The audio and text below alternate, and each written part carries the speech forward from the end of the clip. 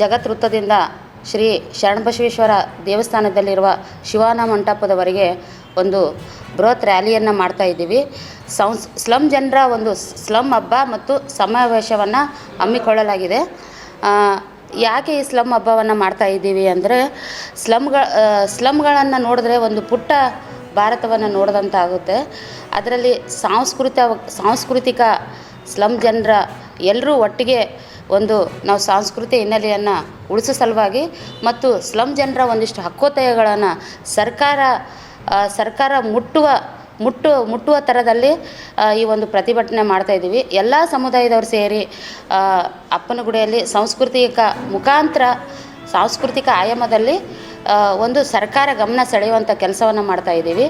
ಈ ಒಂದು ಸ್ಲಮ್ ಹಬ್ಬದಲ್ಲಿ ಸ್ಲಮ್ ಜನರಿಗೆ, ರೈತರಿಗೆ ನಿವೇಶನವನ್ನು ನೀಡಬೇಕು ಮತ್ತು ನಗರ ಉದ್ಯೋಗ ಖಾತ್ರಿಯನ್ನು ಮಾಡಬೇಕು, ಉದ್ಯೋಗ ಖಾತ್ರಿಯನ್ನು ಜಾರಿಗೊಳಿಸಬೇಕು ಮತ್ತು ವಸತಿ ಯೋಜನೆಯನ್ನು ಸುಮಾರು ಒಂದು 5 ವರ್ಷದಿಂದ ಸ್ಥಗಿತಗೊಳಿಸಿದೆ.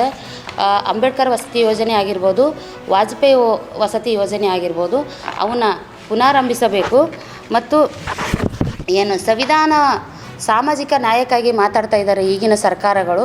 ಸ್ಲಮ್ ಜನರನ್ನು ಹಾಗೆ ಸಾಮಾಜಿಕ ಘನತೆಯಿಂದ ನಡೆಸ್ಕೊಳ್ಬೇಕನ್ನೋ ಈ ಒಂದು ಸಮಾವೇಶದ ಮುಖಾಂತರ ಸರ್ಕಾರಕ್ಕೆ ಒಂದು ಮನವರಿಕೆಯನ್ನು ಮಾಡಿಸ್ತಾ ಇದ್ದೀವಿ.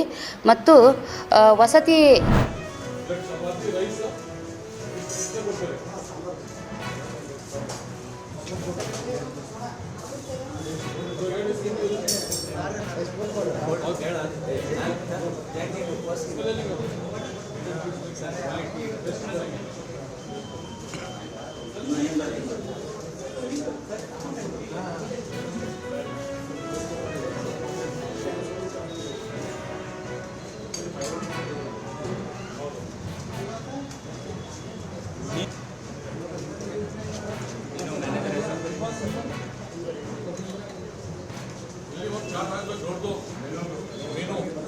ಬೆಳಗ್ಗೆ ದಿವಸ ಏನಂತ ಬೆಳಗ್ಗೆ ಎಷ್ಟು ಬರ್ತಾರೆ?